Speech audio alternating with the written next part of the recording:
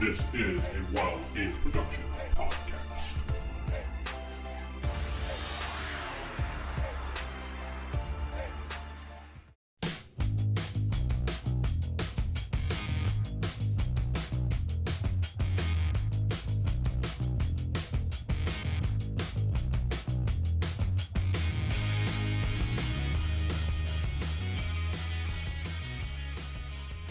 Welcome to the Classic FASERIP podcast. We're back with another episode, finally, after a long break. I'm Vince, and I'm sitting with Keith. Keith, how you doing, buddy?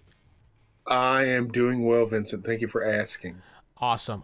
And, it's been some time since we've done a show. I know we've, conflicting schedules, things happen. What are you going to do? Yada, yada, yada, right? It happens. That's it.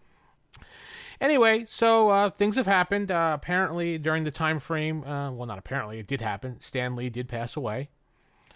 We did not have a chance to do a show that we had planned, just giving him a moment of his time to reflect upon that. And did we or did we not? I don't really remember if we did or not. I know we had something planned.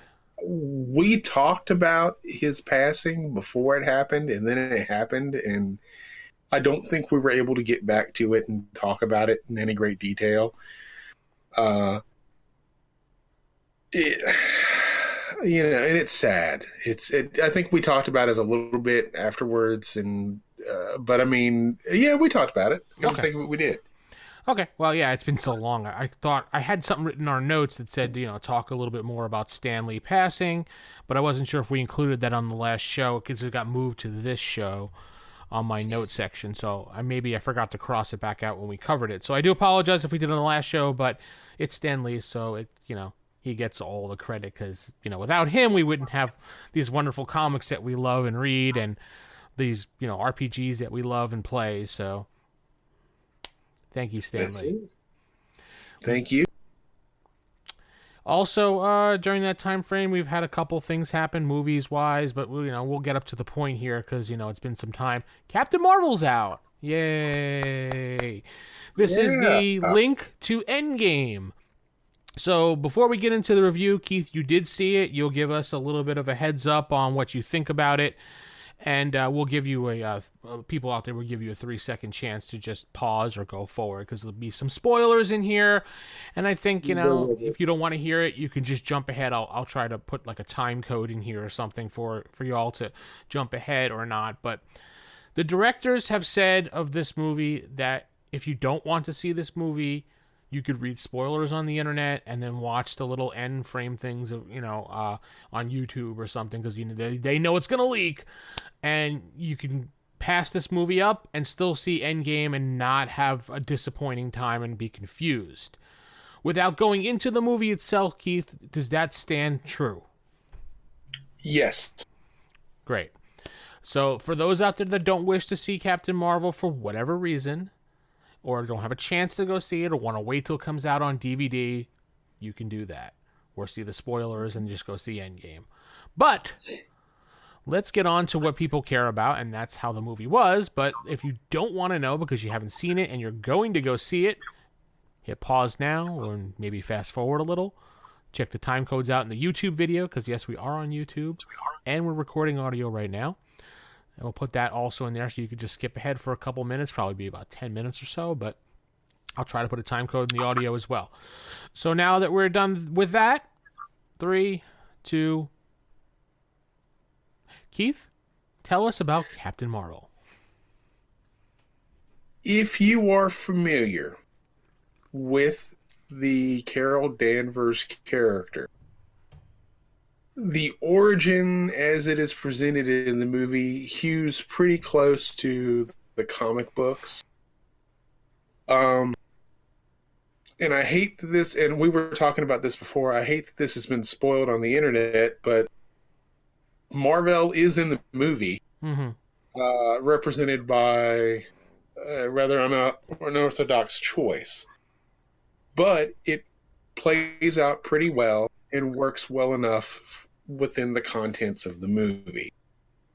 All of the characters, whether they're Skrull or Kree or whoever, work in terms of the conflict in the movie, they did change some stuff up that I didn't foresee happening, and I didn't. In terms of the conflict with the characters, they made some rather unorthodox choices. Fury and Coulson both get different reactions from the audience. I think Coulson's been gone long enough and on Agents of S.H.I.E.L.D. long enough that no one really remembers him much from the movies. Yeah. I mean, it's one of those things where it's funny to see him de-age. The Skrulls are pretty much Skrulls from the comic books, with a few exceptions. I know that we're giving a review. I try. I mean, I for myself don't like a bunch of spoilers, but I understand that in terms of what we're doing for the review here, within the context of the movie, it actually works out pretty well. They did change some stuff. If you're looking for the Kree Skrull War or the Secret Invasion, you're probably going to be disappointed. Okay. If you're looking for the standard conflict between the two, they made it a little different for the movie, which I had to question why they made the choice they made. I guess it was to make it more sympathetic, in terms of who the protagonist and antagonist is within the context of the war. Carol Danvers, as she is presented in the movie, is the character from the comic books. She deals with amnesia up until about halfway through the movie, and then when you finally get who she was, where she came from, that sort of thing. And of course, the audience knows it because we have an understanding of who Carol Danvers is. Your layman probably would not, but it works out well. And it actually works within the context of the movie. I read a lot of, I read some reviews where people made commentary and this and that and the other. And I thought, this is your standard Marvel movie. It really is. It's an origin movie. The difference is it probably goes a little closer to, I would say, Guardians of the Galaxy because of the nature that it undertakes. Kind of a goofy vibe, or no, more of a space vibe. Space vibe. You get space travel and whatnot, and you see some familiar characters from the Guardians movies. You see a familiar plaything from the Avengers movies. There's some stuff shows up. The cat. The cat steals the movie. Yeah, I heard the cat stole the whole entire thing, man. Yeah, he's hysterical, and the Skrull, every time one of the Skrulls get anywhere near it, and they're flipping out, going, you shouldn't have that thing on your lap. You shouldn't have that thing near you. And Sam Jackson's like, what? It's a cat. What's the problem? And then when you see what it really is, it's that much funnier. The cat is the reason why he loses his eye, right? And that's yes. I mean, for we've warned people about spoilers. I'll just give it to you. And it happens. He gets wounded early in the movie, and someone's like, "You should have your eye looked at," and he's like, "I'm fine. It's better. Don't worry about it." And then something happens with the cat, and he takes a paw to the face. Yeah. And he's like, "I'm fine. Don't worry about it." And the Skrull who's watching in the background is like, And the next scene you see, he's got a patch over it, and Coulson comes in with a number of fake eyes for him. And it's like, you had a big decision ahead of you, sir. And he's like, yeah, okay. And of course, nobody knows what really happened. So the question becomes, is it true that the Kree put your eye out because you wouldn't reveal where such and such was? And he's like, I can't confirm nor deny that. And he's like, you can tell, I'm embarrassed. I had my damn eye put out by a cat, so shut up and go away. Mm. But everything works out pretty well. Uh, you get as much of an explanation as you need for any of it in the movies. The biggest changes came to the Skrulls and how they're part in the war. Okay. They're not the warlike. They are militaristic. They do have shape-shifting abilities, but the big thing that they do in the movie that to me changed it quite a bit is they made them refugees. They've been hounded almost to the point of extinction by the Kree, and the Kree just aren't backing off. So it puts them in a more sympathetic light. You find out that part of the research that Marvel was doing on Earth was to develop technology to help them get to a safe world. And that Marvel was basically rebelling against the Empire. So, but it's, like I said, it's one of those things where they do a fair amount of exposition. They get you some background stuff. You find out about the Kree and the Skrull, and they leave it wide open for more adventures. So how does this tie in with Infinity War or Endgame now at this point? The Tesseract's in it. Okay. And the Tesseract is what was initially powering the Star Core that they were using on the faster than light ship, which blows up and suffuses Carol Danvers with energy. So she literally has gotten her power from the Tesseract. All right. Which, I thought, okay, well, if you're going to go a route, that's the way to do it. You tie it into all of your movies, and they do a couple things that I just wasn't really too sure about, and that wasn't one of them. The change of the Skrulls, and of course, somebody questioned that, and the answer that was given was basically, well, there are good people and bad people. Why can't there be good Skrulls and bad Skrulls? It's like, well, okay, that makes very simplistic sense. Very true. There has to be at least some good ones, right? That's it. So, but like I said, it was interesting. It's you see some you see a bunch of different Kree characters. Some that are familiar, some we've seen in the past. Ronin, Korath the Pursuer. Then you see Atlas and Minerva, and they make reference to another one that I was like, oh, that's a familiar name, and I can't remember the guy's name right off. It's like a throwaway character, but enough that he was somebody that you remembered, though. Yeah, it just it sounded like a familiar name. Got it. Okay. Monica Rambeau's mom's in it. You see a very young Monica Rambeau, which I thought was interesting. I sort of hope that they play up on that at some point. I'm curious, what was Coulson's role in this entire thing? Because I know he's in it. You talked a little bit about him briefly with Nick Fury, but what was his role in this? He's literally the rookie.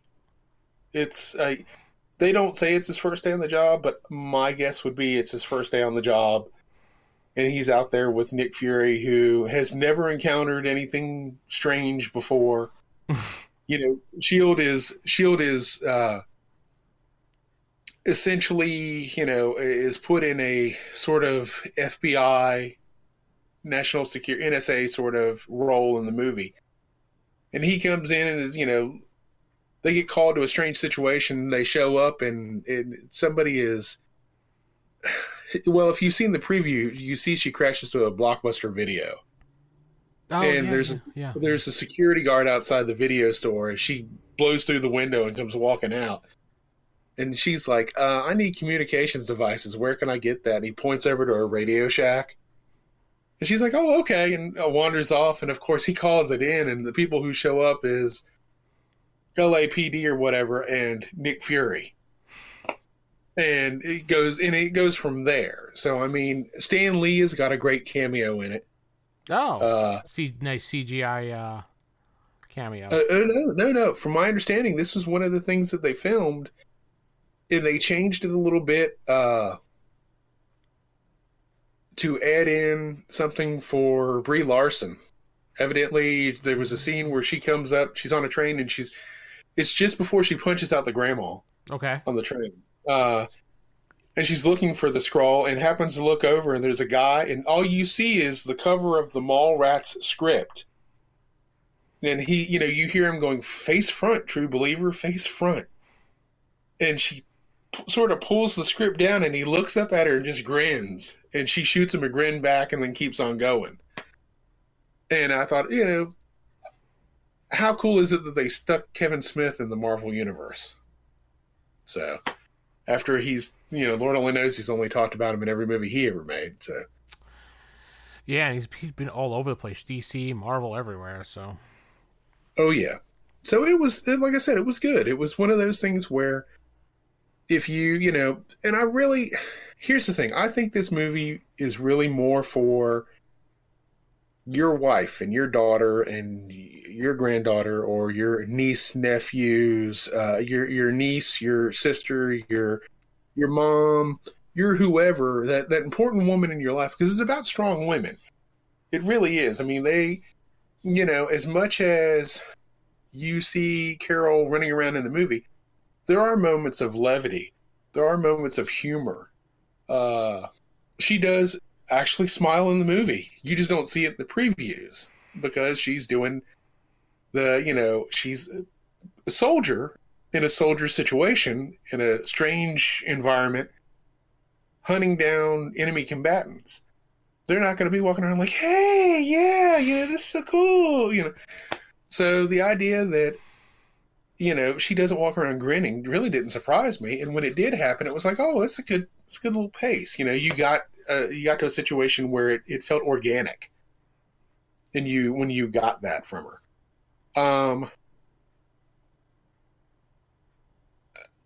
But that's about it. I mean, if you're looking for a hardcore tie-in to Endgame, the mid-credit teaser ties directly into Endgame. okay. The Avengers have got the beeper, and they've been powering it, and it evidently shuts off. And Captain America's like, turn it back on. Whatever you got to do, turn it back on. We need to be, like, well, who in the heck are we signaling? We have no idea, but obviously Fury did. We got to figure out what's going on. And about that time, Black Widow turns around and she's standing right behind him going, where's Nick Fury? And it cuts, fades to black. So, like I said, it's a pretty good movie. It's was much better than I thought it was going to be. Certainly better than the last 2 Thor movies. I would say better than the last 3 Thor movies. And I really sort of wanted to really like Thor. So, didn't Thor only have 3 movies? Yeah. So you're saying better than all 3 Thor movies? Okay. Yes. Okay. If you say so. Not as good as Wonder Woman. I mean, I think Wonder Woman's a really sort of a high benchmark. Yeah. But it came pretty close. Okay, so out of 5, if you were going to rate it 5 stars, you would say, what, a 4, 4.5 around there? 4. 4? Okay. Easy.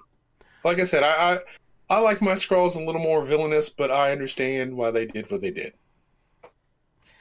Cool. I would definitely like to check it out eventually, and hopefully get also Coulson back on Agents of S.H.I.E.L.D., even though we're not going to see that ever again, probably. Yeah, yep. But they did sign for and start producing season 7 already, even though 6 has not been released. That's it. So, but they said that 7 will probably be the last season they will have. But who knows with ABC, because they change their mind left and right, depending on what the mouse decides that day. It's very true. And in other news, Arrow's over after next season. Yeah, well, yeah, they only have 10 episodes, and that's going to probably end right after the crossover, because that's generally around where the crossover is, 9, 10 episodes in. Yeah. But you had to have seen that coming because Stephen Amell's been saying for the past 2 seasons he doesn't want to do any more seasons. So Yeah. that is probably going to be very disappointing. I really liked Arrow. That was probably my favorite show out of the entire universe of Arrowverse.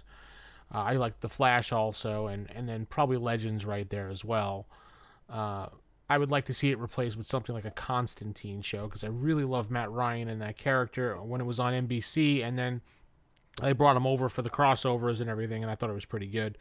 On Legends of Tomorrow, he's kind of a little bit wonky, but he's still same character, so. Yeah. But yeah, okay. I'm disappointed in him being, last season. Same here. But we're not a DC podcast, so we shouldn't be talking about that. This is true. We have failed this podcast, and we shall stop. Yes, we're all going to be shot and killed. Anyway, but all right. So with that said, let's get on to some FASERIP now. This week we were going to talk a little bit about death and dying because some people had asked some questions about that in the past, and we didn't have a chance to cover that. Before we get into the actual rules of itself, basically when you get that kill shot, you roll your endurance just to see if you pass out or not, and then you can lose endurance step by step every time you fail that roll. Do you have any house rolls that you use for your death and dying? Not particularly. It's just I tend to go by the book in regards to endurance feats and loss of health. Now, once you hit 0 health, you're unconscious. And I can't remember if that's actually explicitly said, and yeah, I'm sure it is. But that was one of those things where. Yeah, it's on page 31 of. This is the condition of my book, by the way. There you go. That's all. Well used, well loved. Yeah, this one's really used up and beaten up. This is like the table copy of my books. Page 31 has the actual death and dying.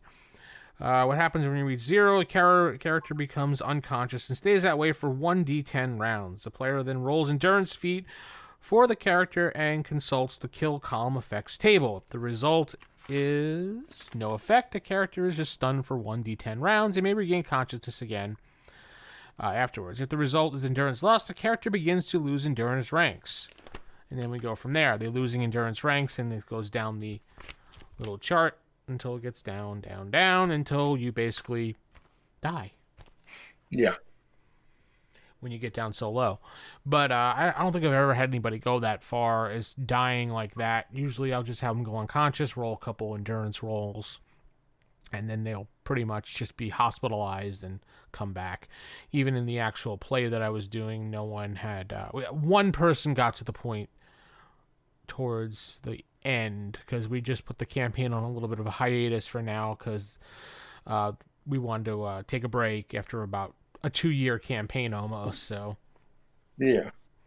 But yeah, one of the players got pretty close to his character dying, and... Yeah, we rolled a couple rolls, and then I had him just stay unconscious for a while. Okay. Yeah, let's see. I'm trying to think. In the course of my games, we had one guy who...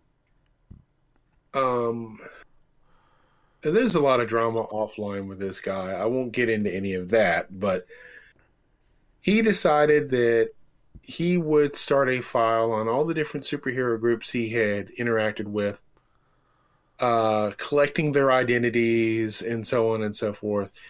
Of course, it wasn't as a blackmail file. It was just in case, which everybody took as a blackmail file. And somehow he ended up using it as a threat.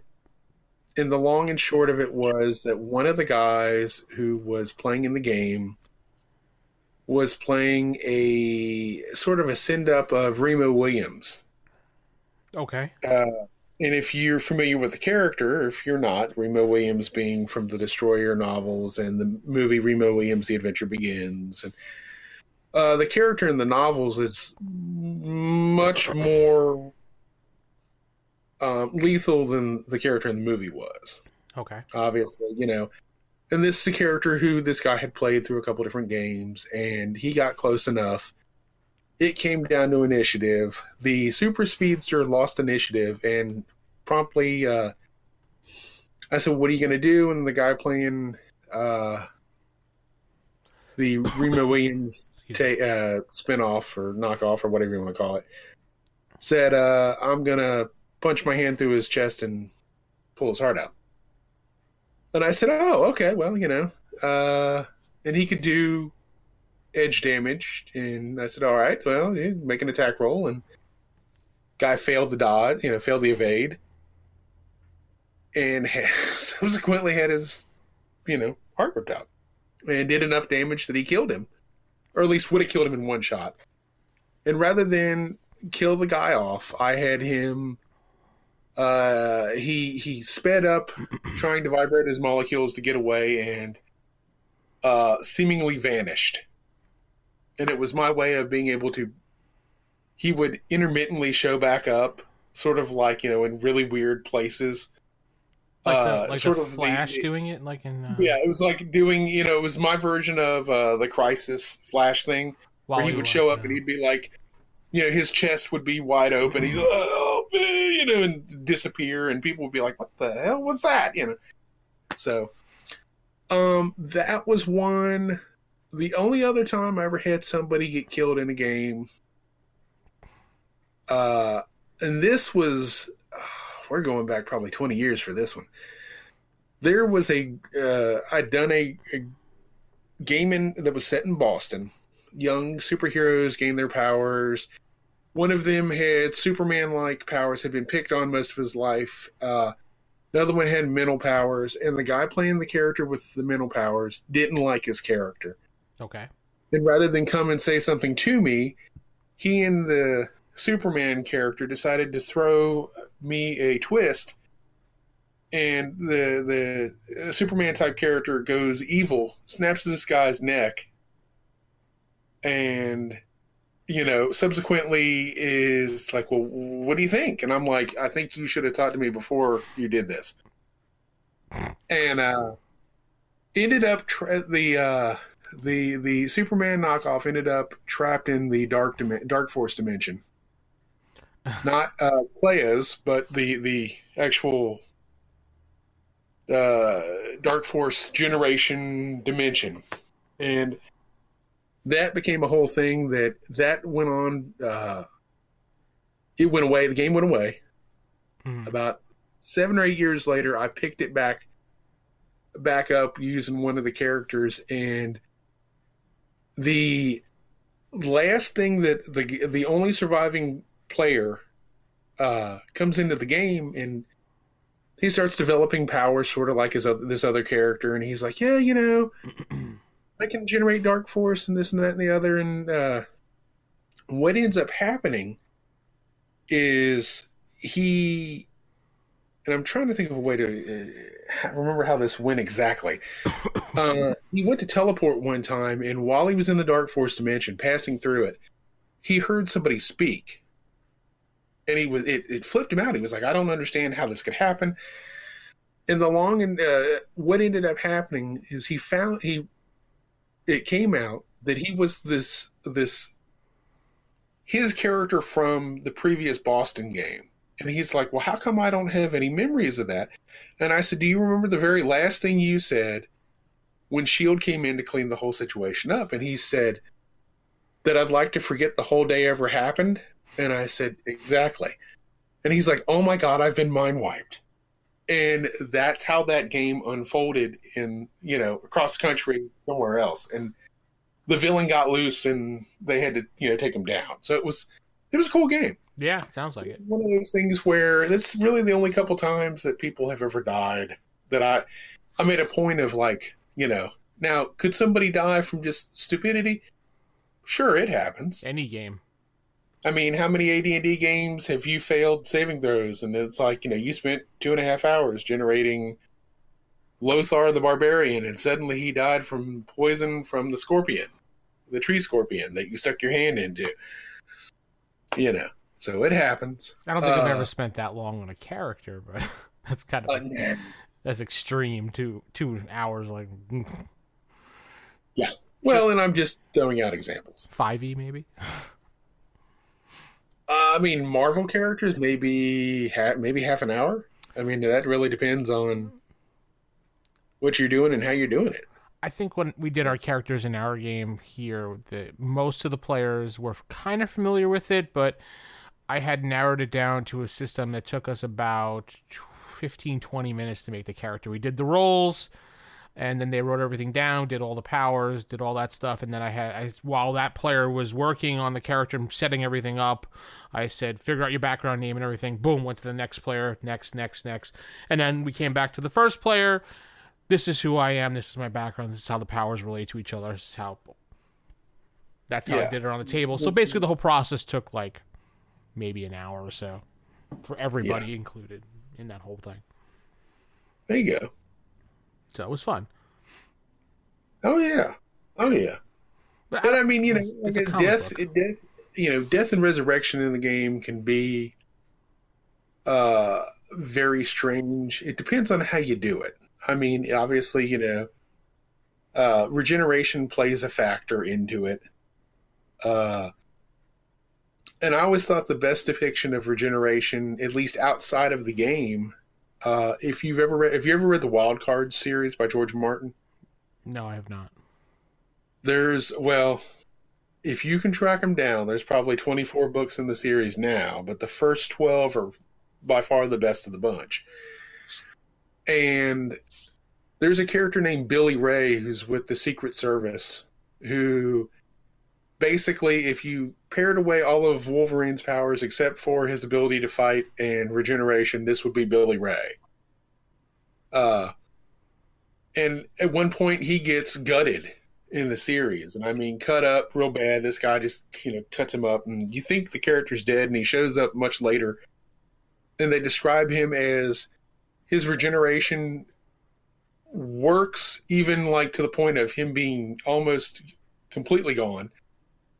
But when it put him back together, his face doesn't sit quite right. His jawline sits a little further back than it needs to, and it's just slight imperfections that if you knew him before, you would get. And he's like irritated by the fact that he survived it, but he thinks he's lost a step, And it's an interesting take on it. It's one of those things where first you got to question whether you want to kill anybody in a game, and then you got to question how you're going to do it and if it's going to actually go through. You said that was Wild Card series Wild Cards, yep. by George Martin. I have to look. I add that to my list so I remember that. It sounds kind of interesting to me. Wild Cards, George Martin. Got it. Okay. Yeah, I just added it to my Amazon list. I wonder how old these books are. The first one came out, I think, in 84. 26 books. I read it in high school, Oh, which that we're was going back a long time 27 ago. years ago. That was a long time ago, so. Back when dinosaurs still roamed the earth. Dinosaurs. Dude, Dirt was a novel concept. That's we right. hadn't invented it yet. Right. And Al Gore was still saving trees. And thinking and only dreaming about the internet. That's it. But yeah, anyway, death and dying. You have to actually consider it before the campaign starts if you want to allow death and dying rules, because it is a comic book. A lot of comic books don't rarely ever have anybody die. It's a special, really mega event if somebody does die, unless they're a no-name character, then they just die left and right because they're jobbers, as we say in wrestling. That's it. Or red shirts in Star Trek. Right, but yeah, and if you are going to have somebody die, make sure the player is kind of aware that it can happen, because if they don't and they're just like, whoa, I mean, some people are very sensitive about their characters, and you have to take that into consideration as much as you think it's really silly, but you still have to take into consideration. I've never really cared about it, to be honest, because my campaigns lean to the lethal side, and I tell them the dice roll. I don't kill you, the dice kill you, so, I mean... That's just how it's why I was called the evil DM for many years. So, Anyway, so with that said, head over to classicfaserip.com is our website. Ask the DM at theevildm.com is our email address. Head over to patreon.com/WGP. You can support us for as little as $1 a month. Get early access to this podcast and many more. Until we see you again, Excelsior. Wait a minute. What about stuff that's coming out? Oh, that's right. Yes, we forgot about that. I apologize. Yes, we have stuff coming out. I completely forgot about that. At the unofficial canon project, we have stuff in the works. We have more source books coming. The Old West source book is done. It's up for preview in the group, so you can take a look at it and peruse it with all the cowboy goodness. We also have a Power Pack source book coming, Sentinel Survival Guide coming, in various stages of work. Andrew Goldstein is working on an Atlantis source book that is gigantic. You have I got talked into doing Moon Knight, a Moon Knight source book. I did see that was popping up in the feed. Yeah, that was. I'm going to forego the monster source book, unfortunately. Okay. I just do not have enough. The 1950s monster source book, I don't have enough source material. Okay. Which I wish were otherwise, but well, I think that pretty much covers it. Okay, cool. So head over to the Facebook Uncanon group and check that out. We have a link in our podcast notes. And like we said before, go visit the various sites and Excelsior. Excelsior.